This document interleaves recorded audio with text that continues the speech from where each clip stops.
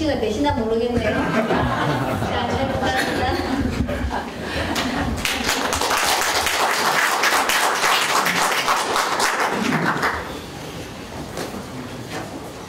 김상근 목사님 인사 말씀, 또 강선원 교수가 아까 박사님께서 교육학을 하는 학자로서의 깨달음의 과정을 신학으로 또 교육학으로 펴내려고 했던 그 뜻, 우리가 지금 조금 전에 우리 목사님도 판소리, 이 속에 벌써 이 책의 모든 것이 담겨져 있는 것 같습니다. 이미 여러 번 말씀하셨지만은 사실 문동환 박사님 올해 94이십니다. 지난 한 2, 3년간 박사님께서 제자들과 함께 예수냐 바울이냐, 그때는 그렇게 제목을 안 잡았지만 새로운 깨달음의 열정을 가지시고 대화를 하고 많은 토론을 했습니다. 그렇게 해서 정리된 책이 오늘 예수냐 바울이냐 이렇게 했는데, 아까 김상근 목사님이 개회사기 때문에 아주 부드럽게 얘기를 하셨는데, 여러분들께서 이 책을 아직 못 보시고 제목만 봤기 때문에 가만히 계신데 읽어보시면 와들짝 겁니다. 그런 생각이 있습니다만은, 그리고 아까 이 책을 펴내시고 또 계속해서 지금 두레방신학과 교육을 집필하고 계신데요. 잘 아시는 대로 두레방은 우리 문혜림 여사님께서 동두천의 기촌 여성들을 상담하면서 그들을 도와주고 하는 그 일을 계속하는 것인데, 바로 그들의 애환, 그들의 삶의 모습, 그들의 생명, 그것을 담아서 다시 신학화하고 교육의 깨달음을 얻으려고 하는 것을 마지막 집필을 하시겠다 하고 지금 밤잠도 안 주무시고 불현듯 깨어나서 또 컴퓨터를 치시고 하신다는 얘기를 들었습니다. 돌이켜보면 1960년대 말에 출판된 자아확립을 시작으로 해서 기장교회교육 지침서, 인간해방과 기독교교육, 아비랑 고대의 교육, 어둠이 빛을 이길 수 없다, 생명공동체와 기화교육, 바벨탑과 떠돌이에 의해서 계속 이어지는 문 박사님의 이러한 그 못 말리는 놀라운 깨달음의 열정과 실천의 여정, 문 박사님께서 말씀하시는 하나님의 영, 예수님과 기여한 생명신학의 발현에서 솟아나는 것이라고 생각을 합니다. 문동환 박사님께서 예수냐 바울이냐를 쓰신 목적은 바울을 비판하는 데 초점이 있는 것이 아니라 바울에 의해 종교적 신이 된 예수, 그리고 바울의 히랍 반념 철학에 의해서 신학화되고 추상화되고 로마 제국 직제로 교리화된 그 예수를 그 틀에서 해방시켜서 하느님과 기여한 생명문화 공동체의 실천자로서 예수를 다시 되살려 보려고 하는 그런 노력입니다. 그래서 제가 오늘 이 서평의 제목을 바울 기독교 종교에서 갈릴레아 예수를 살려낸 문동환 박사님 이렇게 잡았습니다. 문동환 박사님은 1961년부터 한국신학대학 교수로 재직하시면서 당시에는 상상할 수도 없는 파격적 언행을 하셨습니다. 빨간 와이셔츠에 여름에 덥다고 샌들을 신으시고 긴 바지를 자른 반바지를 입고 강단에서 강의와 설교를 하시는 모습은 학생들만이 아니라 기장 전체를 놀라게 했습니다. 문동환 박사님은 한마디로 참으로 진정한 자유인이셨습니다. 자아확립 교육을 통해 교회의 권위주의적 전통과 교리의 굴레에 갇혀있던 학생들을 제어하기 위해서 성숙한 인격과 신앙을 가진 교육자로 성장하게 됐습니다. 이 자아확립은 심층심리학과 정신분석학적인 차원의 개인적 자아성숙만이 아니라 사회적 자아성숙으로 발전되었습니다. 동시에 문동환 박사님은 주입식 교리 교육이었던 교회 교육을 기장신학의 근간이기도 한 하나님의 선교신학 미쇼데이에 근거해서 영과 유, 성과 속, 개인 구원과 사회 구원의 이원을 넘어선 생활 현장 중심의 통전적인 기독교 교육, 그리고 세상에 군림하는 교회, 세상과 유리된 채 내세를 위한 구원의 방주로서의 교회가 아니라 세상을 섬기는 예수운동의 증인 공동체로서의 교회를 정립해서 그것을 교회교육 지침서로 펴냈습니다. 이 교회교육 지침서는 그것이 근간이 돼서 기장에서는 그 다음에 선교정책, 사회에서는 지침, 신앙 고백 문서 등 4대 문서가 작성되었습니다. 그리고 이 교회교육 지침은 WCC에서 현장 중심의 새로운 신학교육의 모델로 삼아져서 WCC 지원으로 한신대 선교신학대학원이 설립되기도 했습니다. 1970년 문동환 박사님은 브라질의 파울로 프레이리의 피압박자 교육학 페다고지 오브 디 오프레스트와 만나면서 군사정권하에서 억압받고 있는 한국 민중의 의식화와 해방을 위한 교육을 주창했습니다. 민중의식화 교육은 주입식 가르침이 아니라 민중 스스로 실천과 성찰의 프락시스를 통한 자주적 해방 과정이었습니다.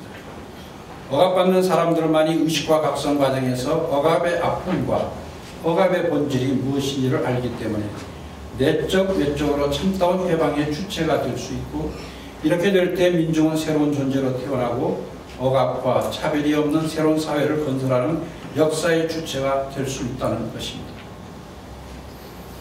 민중의식화 교육은 민중이 억압으로부터 벗어나는 것만이 목적이 아니라 새로운 인간 존재, 새로운 사회를 탄생시키는 과정이었습니다. 이런 깨달음의 과정에서 인간 해방과 기독교 교육, 아리랑 고개의 교육이 탄생되었습니다. 문동환 박사님은 새로운 인간이 되려면 억압 체제만이 아니라 개인 이기주의적인 불의도 각성해야 하기 때문에 새로운 인간은 새로운 공동체적 존재가 되어야 한다고 강조하시고 몸소 실천하셨습니다. 서울 방학동 자택을 개방해서 새벽의 집이라고 하는 공동체 생활을 시작했습니다. 이 새벽의 집 공동체에는 5가정 16식구가 참여했습니다. 저도 참여했습니다. 문동환 박사님은 새벽의 집 설립 목적과 생활 규약에서 극복해야 될 과제로 각자 위심의 이기주의, 여성과 아동차별, 산업사회와 자본주의 문화를 말했습니다. 특히 문동환 박사님은 미국에서의 생활 경험에서 산업사회와 자본주의 문화의 병폐를 뼈저리 깨닫고 새로운 공동체 운동은 생명문화 운동이어야 한다고 강조하셨습니다. 이후 문동환 박사님은 3년 가까운 감옥 생활에서 민중의 진정한 또 하나의 모습을 보았습니다. 1976년 3.1 민주구국선언 사건과 79년 YH 여공 사건으로 감옥 생활을 하셨는데, 이때 감옥에서 만난 도적놈, 사기범, 살인범, 강간범들과 같이 생활하면서 민중은 힘이 없고 무지하고 바보 같은 체면적인 존재가 아니라 지배자, 억압자, 강자가 갖지 못한 세력사 창조의 본능적 생명력이 있다는 것을 깨달았습니다. 문 박사님은 이들과의 생활 경험에서 1970년 11월 전태일 열사의 분신 사건에서 발화된 민중의 역사의 주체라는 깨달음 한층 더 심화시킨 민중교육론을 말했습니다. 문 박사님은 이것을 먹고파, 보고파, 알고파, 하고파, 추고파 등의 생명민중교육으로 발전시켰습니다. 1992년 문 박사님은 평민당 국회의원을 그만두신 후 아내 문혜림 여사와의 약속대로 문 여사님의 모국인 미국으로 가서 생활하게 되었습니다. 그러나 미국에서의 생활은 은퇴 생활이 아니라 민중신학과 민중교육에 대한 계속된 탐구의 여정이었습니다. 이때 관념철학 중심의 신학에서 정치, 경제, 사회학 관점의 성서 연구들과 함께 새로운 예수 연구가 등장했고, 그동안 절제되었던 성서 사본 연구가 미국에서 쏟아졌습니다. 잃어버린 성서, 로스트 바이블, 잃어버린 기독교, 로스트 크리스찬니티, 마리아 복음서, 도마 복음서 등 성서 정경화 과정에서 배제되었던 사본들, 그리고 이후 발견된 많은 사본 문서들에 대한 연구들이 계속 등장했습니다. 이분들 사본 연구가 밝힌 예수는 신격화된 그리스도가 아니라, 신앙의 대상화된 그리스도가 아니라 정난한 인간 예수, 바로 민중 예수였습니다. 문 박사님은 이런 새로운 사본 연구들을 두 설력함과 동시에 인간과 자연의 생명을 짓밟는 미국 자본주의 탐욕과 산업사회 문화의 병폐를 몸으로 아파하면서 바로 그 아픔을 안고 다시 성서를 읽기 시작했습니다.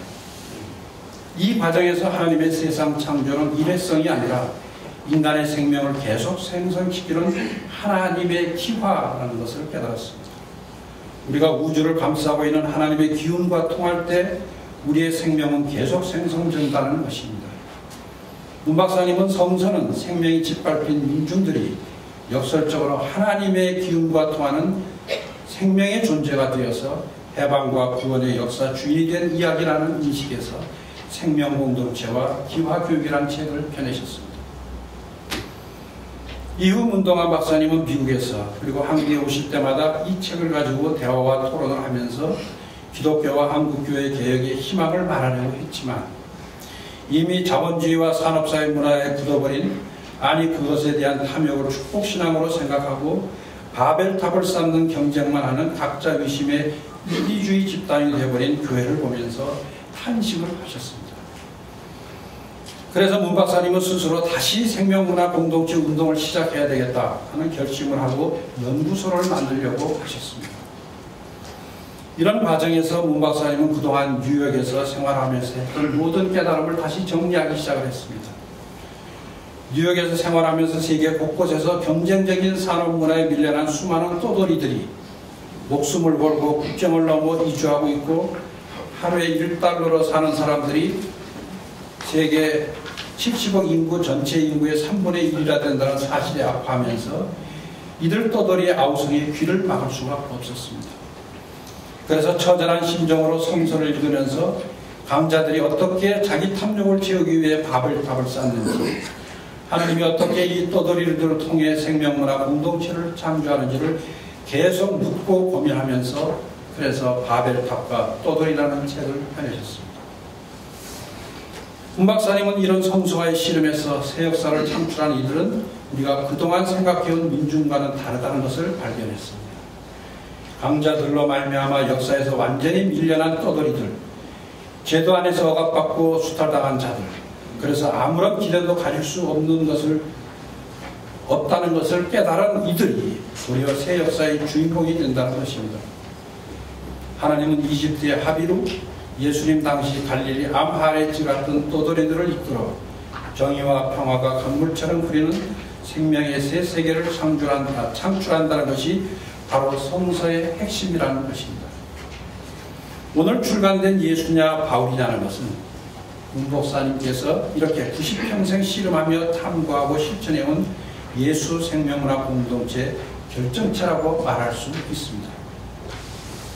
문 박사님은 마커스 보그와 도미니크 크로산의 새로운 바울 연구를 통해 바울이 당시 로마 황제 아우구스투스를 평화의 신으로 옹립하고 황제를 구세주로 승격시킨 복음에 대항해서 갈릴레아 청년 예수를 평화의 구세주로 선포한 공로는 일단 인정을 합니다. 그러나 바울이 제시한 예수가 과연 갈릴레아의 예수냐에 문제가 있다고 말하고 있습니다. 바울은 예수를 계시록적인 메시아로 오인했고 갈릴레아 생명공동체 예수운동을 불의를 참고 기다리는 유대민족주의 대만공동체 종교 조성한다는 데 문제가 있다는 것입니다. 바울은 예수를 이방인들을 메시아 왕국으로 인도하는 유대민족주의 대만공동체의 구세주로 만들고 예수를 삶으로 산 것이 아니라 종교로 대상화했고 그 실체를 신학 철학으로 개념화했고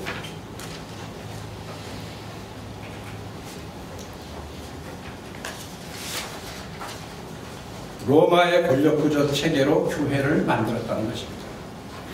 결국 예수운동이 교회 종교운동으로 대치되고 예수운동이 로마를 변화시킨 것이 아니라 바울 기독교 종교가 로마 제국 종교가 되어 콘스탄틴 제국체제를 강화시켜 주었다는 것입니다. 그런데 이후 기독교는 복음서가 증언하는 예수보다 바울이 해석한 예수를 더 많이 연구하고 바울 신학 중심으로 기독교 신학을 발전시켜 왔습니다. 갈릴레아 예수의 삶이 바울 신학 종교로 대체되었다는 것입니다. 신학 성서에서 예수 전기와 같은 복음서는 요한복음을 포함해서 4편밖에 안 되는데 바울 서신은 10편이나 된 것은 로마 황제 칼 앞에서 만들어진 경전화 작업 때문입니다. 경전화만이 아니라 기독교 교리와 직제도 황제의 칼 앞에서 만들어졌습니다. 기독교의 모태가 이렇게 제국주의적이기 때문에 기독교 선교는 선민사상과 정복자 사상 의식을 가지고 비기독교 국가를 정복하고 원주민들을 신의 이름으로 무참히 살해하기도 했습니다. 미국 선교사가 우리에게 전해준 찬송가도 개인 위복주의와 내세주의, 그리고 선교도 전투적 정복주의로 무장하고 찬양하는 내용으로 되어 있습니다. 그럼에도 기독교는 지금까지 이렇게 만들어진 경전, 교리, 직제, 찬송가를 정통으로 고수하고 있습니다. 이런 기독교의 인류의 세뇌, 새 생명을 출산할 희망이 없습니다. 도리어 불의하고 부정한 권력과 돈의 노예 종교로 치닫고 있는 모습이 우리를 아프게 합니다. 세상을 염려하는 기독교가 아니라 세상이 염려하는 기독교로 전락했는데도 전혀 돌이킬 생각을 하지 않고 더 치열하게 교회 확장 경쟁만 하고 있습니다. 바울이 만든 기독교 종교의 무의식 깊이까지 쇠뇌되었기 때문입니다.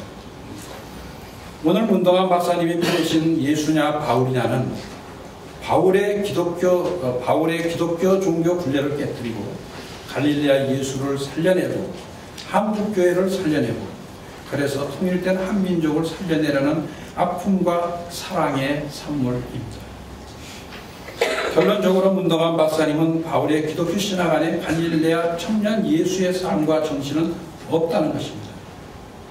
이 말은 2000년 기독교의 사실은 폭탄 선언과도 같은 것입니다. 종교개혁 그 이상의 선언이기도 합니다. 2000년 역사에서 그 누가 바울에게 이렇게 도전했고 우리에게 예수의 진리를 이렇게 깨우쳐 주었는가.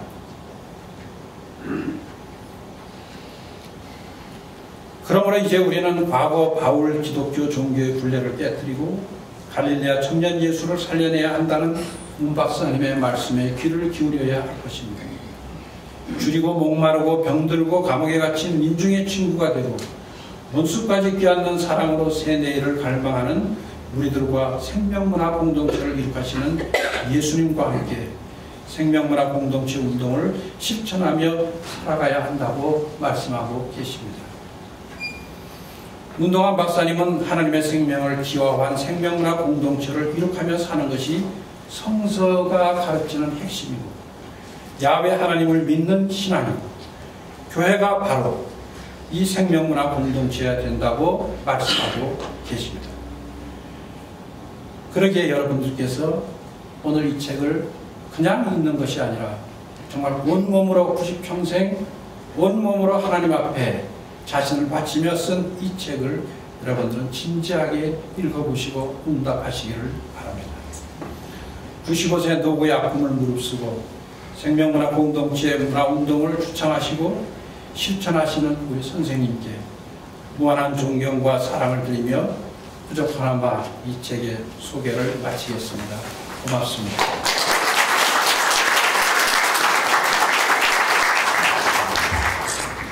한국의 미래에 대해서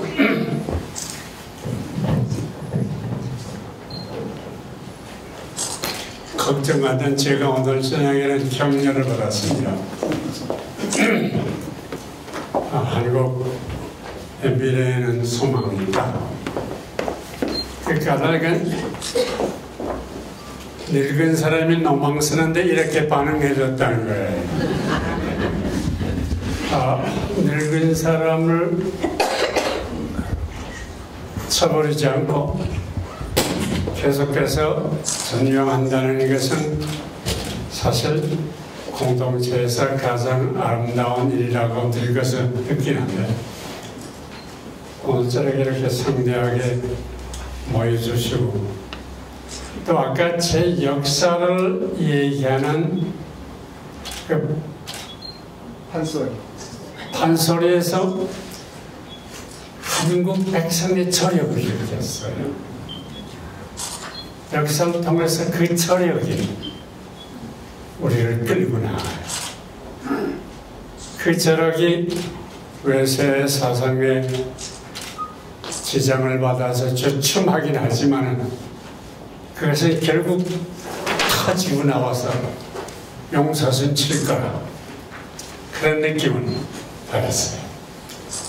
그래서 이 자리에 앉은 제가 마음 가벼운 심정으로 이 자리를 떠날 수가 있을 것 같습니다. 이 자리를 준비하는 사람들이 날들은 얘기 길게 하지 말라. 길게 하셔도 됩니다. 아? 길게 하셔도 돼요.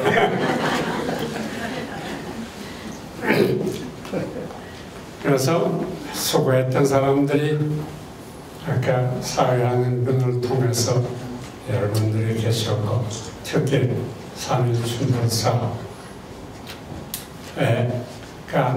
제 책을 3번씩이나 해주시고,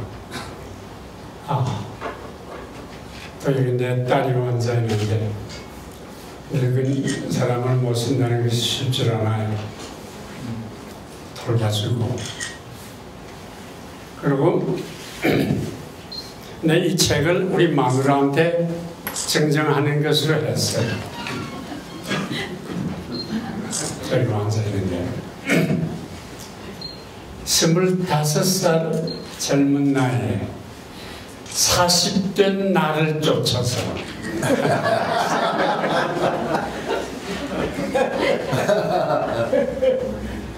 그리고 나와 더불어 우리 한국 백성들을 사랑해 줬어요. 더욱이 눌린 사람들. 그래서 의정부 동두천에 두레방이라는 걸 만들었어요. 남들은 두레방 신학을 써달라고 해서 오래 생각했는데 실마리가 풀리지 않았어요. 그러다가 두레방 아가씨들이 자기 이 얘기를 쓴 이 얘기를 보고 여기 있구나 그래서 느꼈어요. 그래서 생명문화예요. 사실 이 아가씨들이 남자들에게 그렇게 구박을 받으면서도 술 먹고 도박하고 형편이 없죠. 그러면서 그 가족을 살리려고 의정부에 왔어요.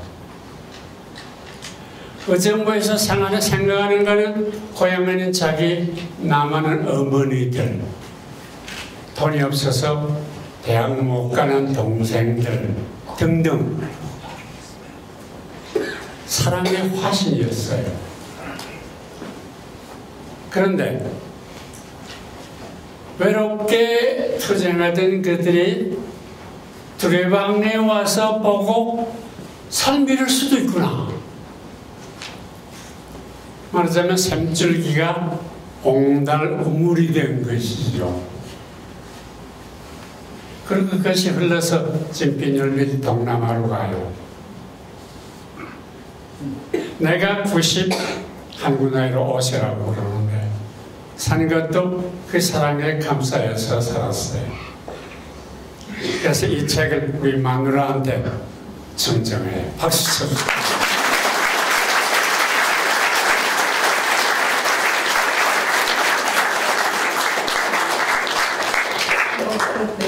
이 책은 신학서적이라고 생각 마세요. 신학적 논설을 하자면은 최급에서 오늘까지 오자면 책 수십 권을 써야 할 거예요.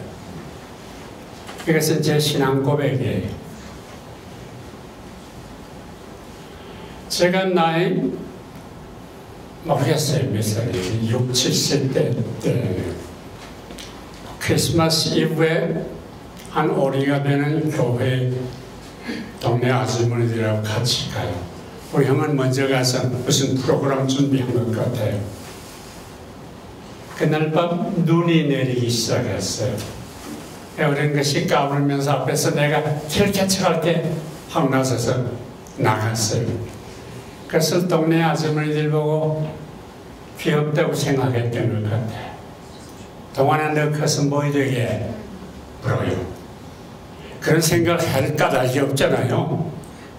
근데 대답이 목사예요. 목사가 뭔지도 모르죠. 목사라고 대답하는 까닭은 당시 명동에 김미학현 목사라는 분이 계시는데 그분은 민족과 주변 공동체를 위해서 그렇게 아름답게 봉사할 수가 없어요. 뭐 하겠느냐 하니까 떠오르는 것이 김미학현 목사예요. 그래서 목사가 되겠다 그런 거예요. 그 다음에 그 생각은 잊어버렸지. 그리고 장난꾸러기로 지나가다 중학교 가서는 음악 운동을 좋아해서 해가 질 때쯤에서 집에 돌아오거든. 그러다가 일본 신학교 예과에 들어갔어요. 신학교에 들어갔으니까 이제부터는 성경을 좀 진지하게 읽어야 되잖아요. 그래서 성서를 읽기 시작했어요. 그러다가 요한복음에서 탁 걸려버렸어요. 나는 길이요 진리요 생명이니 나로 말미암는 자는 하늘나라에 못 들어간다. 예수가 그렇게 말하거든. 이 오만 불서 나다 느꼈어요. 어떻게 그렇게 말해요? 이건? 그것이 나한테 탁 걸렸어요. 이것이 풀려지질 않았어요. 프린스턴에서 석사 학위하면서 비로소 그게 풀었었어요. 그래서 프린스턴에서 석사 학위하면서 복음서가 어떻게 형성되는가 하는 것을 자세히 공부하면서 봤더니 요한복음은 예수님의 말씀하는 것이 아니라 예수를 구주로 모시는 공동체의 고백이거든. 그걸 예수님의 말이라고 들었어요. 그래서 거기서 풀어졌어요. 그리고 내 생각은 그 다음에 비로소 그럼 내가 뭐 할 것이냐 하는 생각을 하기 시작했어요. 그러고 나오는 것은 교육이에요. 목사가 설교하는 것보다 가르쳐서 깨우쳐서 삶을 새롭게 하는 교육이 중요하다. 그렇게 봤어요. 아까 복음서 팔복을 얘기했는데 그것이 내 마음속에 나오는 것이에요. 사람이 변해야 돼요. 마음이 변해야 돼요. 팔복은 다 변한 새로운 마음이에요. 어떻게 이런 변화를 처리하느냐. 그래서 교육으로 넘어갔어요. 그리고 신학과 교육을 한데 겸해보려고 꿈을 꿨어요. 그래서 신학교 교육대학원을 만들려는 꿈을 가졌죠.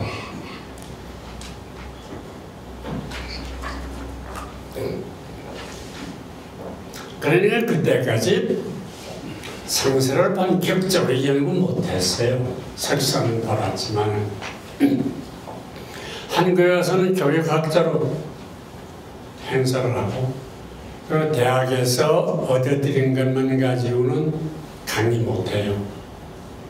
계속해서 공부해야 되거든. 그러니까 교육에 관한 것, 인간 형성에 관한 책들을 주로 기사에서 읽었어요. 그리고 학생과 더불어 역사가 중요하다는 것을 느꼈어요. 결국 역사에서 옳다 하지 않은 것은 거짓말이에요. 역사가 진리를 판단해요. 역사에 관심을 가지기 시작했어요. 당시 박정희 대통령이 남자는 직대가 아닙니까? 그때는 민주화되면 되는 줄 알았어요. 그 민주화에 몸을 나름으로 던졌죠. 그러다가 김대중 대통령이 당시는 무슨 당이지? 평민당을 조직하면서 우리 형님의 밑에서 활동하던 한 100여 명의 젊은이들이 평민당에 들어가려고 해요. 그런데 어른을 모시게 들어가라. 그러면서 우리 김대중 선생님 워싱턴에서 친했거든. 나한테 점을 찍은 모양이에요. 나를 모시게 들어가는 거야. 내가 정치할 답이 아닌 것은 여러분 잘 알죠. 잘하셨는데요. 안 들어간다고 한 2달 씨름했어요. 그러다가 환상을 봤어요. 얘기 그 정도 하지 않겠어요. 들어가라 하는 환상에. 그래서 정당에 들어가서 정치인 춤을 4년 동안 썼어요. 그럼 물러났어요. 그냥 김대중이 국회에 들어왔다가 가능성이 있는데 물러나는 사람은 생전 처음 봤다. 그러는 거예요. 54살이가 아닙니다. 그리고 우리 사람하고 결혼할 때 내가 활동할 때는 한국에 나가 있자. 은퇴하면은 미국에 가자 약속했거든. 그러니까 학교에서 은퇴하는 것이 은퇴인데 그 다음에 또 여러 해 있잖아. 그래서 미국에 갔어요. 미국에 갔다가 매 맞았어요.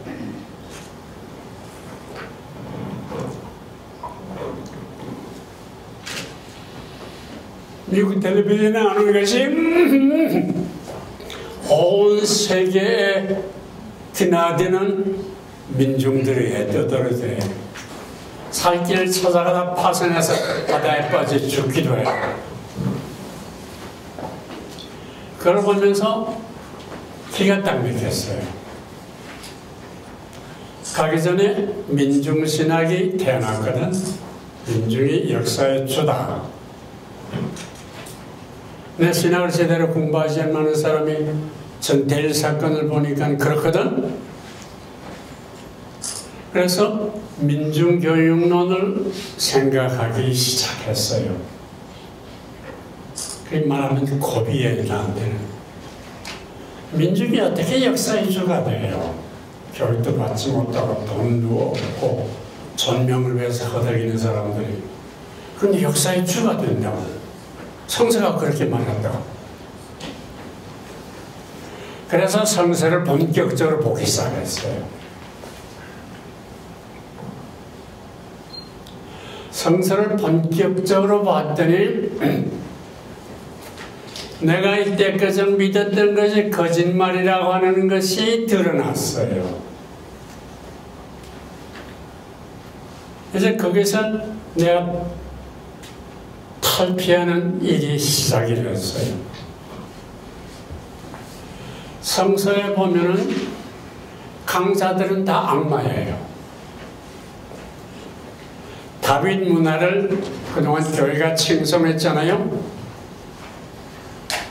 이거 어처없는 얘기예요. 제가 보는 대로는. 제곱 야훼는 왕을 가지지 말라고 그랬어요. 그런데 다윗이 권력을 길러서 왕이 돼요. 그리고 왕을 가지지 말라고 하는 야훼를 자기의 수호신으로 만들어요. 그 수호신의 이름으로 갖가지 악을 해요. 그러다 망해요. 그런데 요새 왕 이후에 다윗 왕을 존경하는 사람들의 역사를 재현하면서 당량을 높이 칭송했거든. 바벨론에 간 다윗 왕 존경가들이 야훼가 그렇게 사랑한 다윗 왕조가 망하고 말 수가 없다. 이제라도 야훼만 섬기고 이방 사람하고 접촉하지 않고 우상 섬기지 말고 율법을 지키면은 다윗의 후손에서 그 번역자 다윗의 후손에서 메시아를 보낸다. 이런 얘기를 했어요. 어처구니없는 얘기예요. 근데 바벨론 잡혀간 무리들은 그것을 복음으로 받아들였어요. 다윗의 후손에서 메시아가 온다. 기다리자. 이 대망이라는 말이 여기서 나와요. 기다리자. 이건 내가 보는 얘기예요. 내가 잘못 받은지 모르겠어요. 바울이 바로 그 대망자였어요. 메시아 오기를 대망했어요. 그런데 갈릴리 한 청년이 태어났어요. 길게 위해서 걱정하는 딸이 저기 앉아있는데 조금 더 얘기할 수 있을 것 같아요. 예수님의 삶을 가만히 보았더니 그는 하나님과 동등일 뿐이 아니에요. 빌보에서 그러잖아요. 그는 본질적으로 하나님과 같은 분인데 어떻게 알아 그거? 본질적으로 하나님과 같은 분인데 내려와서 우리 죄를 위해서 십자가에 돌아가셨고, 그것은 요즘 신앙사도 많은 신앙사도 하는 것처럼 로마 황제 종교에 대항하기 위한 거거든. 그 로마 황제의 십자가 형태 예수가 죽었어요. 그대로 있으면 예수가 지는 거예요. 예수가 부활해야, 그래야 야훼가 이기는 거예요. 그래서 부활신앙이 태어나요. 예루살렘 교회에서도 그게 태어났어요. 예수를 메시아로 만들려니까 부활해야 돼요.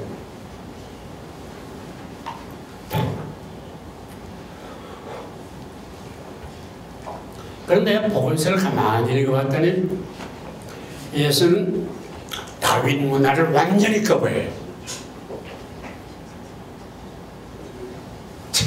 철저히 거부해요. 그 마음의 변화가 있다는 것도 바로 그거예요. 다윗 문화에 병든 이 마음을 고쳐야 한다. 그런 얘기예요. 그만할까? 결론만 내려고 말이에요.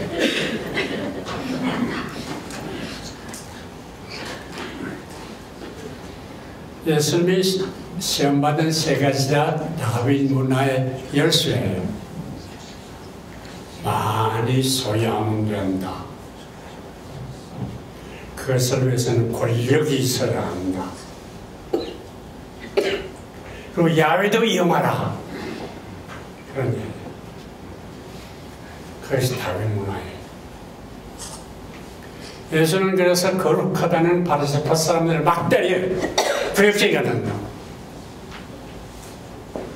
율법 학자들을 무시해버려요. 그리고 야훼를 섬기는 대사제를 강도라고 말해요. 강도의 우리라고 말해요. 다윗 문화를 완전히 제거했어요. 근데 바울은 그를 메시아로 만들었어요. 그 로마 제국에 팔아넘겼어요. 그리고 교회가 그걸 받아들였어요. 바울의 신학으로 쭉 내려왔어요.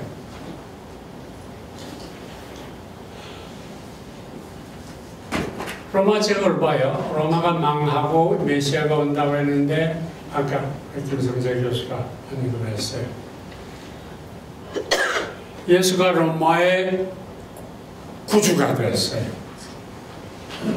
로마는 그냥 있고 로마를 통치하는 도구가 됐어요. 그리고 교회는 로마 시민이 다 예수 믿는 사람이 되었어요. 오늘날 예수 믿는 사람이 제대로 예수 노릇하지 못하는 것은 그것 때문이에요. 그래서 제 보기에는 바울이 문제다. 바울이 문제. 그러면 예수가 뭐냐? 예수는 밑바닥에서 사랑으로 그들을 끼워안아서 우리 마누라가 했던 옹달샘을 만들었어요. 그래서 하나님 나라라고 불렀어요. 그리고 아까 우리 얘기했지만 채술은 새 부대에 넣어라. 옛 부대는 다윗 왕조가 만든 메시아주의. 그 옛 부대에서 탈출해서 생명문화 운동을 하라. 그런 얘기예요. 그러니까 이제 저는 매 맞을 준비는 하고 있어요. 그렇지만은 내가 잘못 생각했으면은 늙은 사람 불쌍히 여기서 와서 깨우쳐줘요. 그래서 나도 좀 안심하고 살다가 돌아가게 해주세요.